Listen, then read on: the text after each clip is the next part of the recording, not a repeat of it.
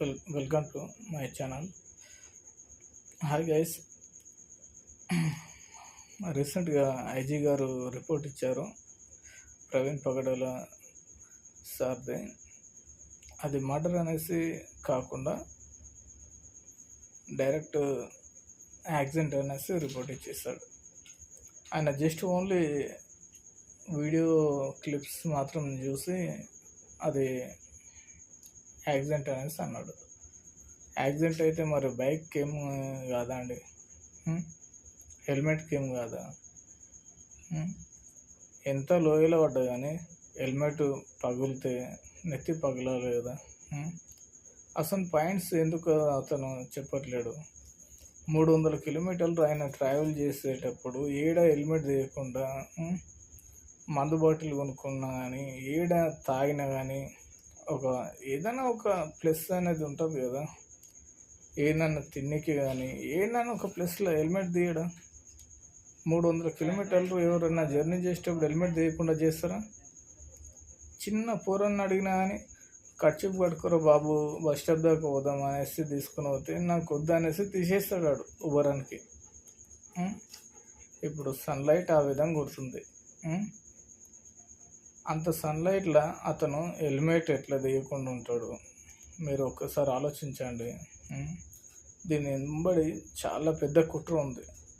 IG గారికి ఒత్తిడి ఉంది. అందుకే దీన్ని యాక్సిడెంట్ రూపంలో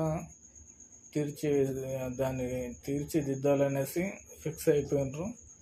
దీంట్లో పోలీసు వాళ్ళు న్యాయం చేయట్లేరు అనేసి ఖచ్చితంగా చెప్పగలుగుతున్నా. ఏమనంటే కేసులు పెడతాం, ఏమనంటే ఒకటి జైల్లో వేస్తామంటే ఇలా చేతులు గాజులు కట్టుకొని ఎవరు లేరండి. ప్రశ్నిస్తాం, న్యాయం కోసం ప్రశ్నిస్తాం. ఒక ఓటున్న ఒక బాధితునిగా నేను ప్రశ్నిస్తా. మీరు అవసరమైతే ఏం చేసుకుంటారో చేసుకోండి. మీరు కరెక్ట్ ఉంటే పబ్లిక్ కరెక్ట్ ఉంటుంది. పబ్లిక్ కరెక్ట్ లేకపోతే మీరు పబ్లిక్ని కరెక్ట్ చూసుకోవాలి. మీకు శాలరీ ఇచ్చేది మా నుంచి వస్తుంది, నరేంద్ర మోడీ ఏడు మీకు. ఓకే, అర్థం చేసుకోండి సార్. న్యాయం కోసం మాత్రం పోరాడండి. మీరు ఉన్న ఒక హోదాలో మీరు ఎంత న్యాయం చేస్తే మీకు అంత మంచిది. ఈ ప్రభుత్వాలు ఈరోజు ఉంటాయి, రేపు కూలిపోతాయి. వాళ్ళ మాటలు పట్టుకొని మీరు బ్లేమ్ అయ్యే అవసరం లేదు. ఎవరి మాట వినాల్సిన అవసరం ఏముంది సార్ మీకు? మీరున్న ఫ్యాక్ట్ చెప్పేయాలి, అంతేగాని అది జస్ట్ ఓన్లీ వీడియో క్లిప్స్ చూసి మీరు యాక్సిడెంట్ అనేసి ఎలా చెప్తారు సార్? మీరు కొద్దిగా ఆలోచించాలి కదా. సరే, ఏదైతే అది అయింది.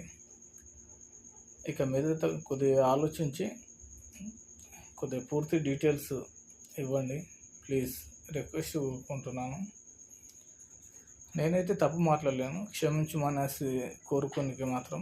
ఓకే గైస్, ఈ వీడియో రీచ్ కావాలనేసి నేను చేస్తున్నా.